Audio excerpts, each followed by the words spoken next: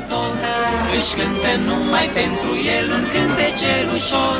Pe lacul mare și adânc va pescui cu spor și pește mult va ridica pescarul amator. Și cântecul când îl aud trililurlirlurli, de el toți peștișorii fug trililurlirlurli. Te vrei să prinzi cu undița, știi pește cât mai mult, am o metodă strașnică, hai spune că te ascult.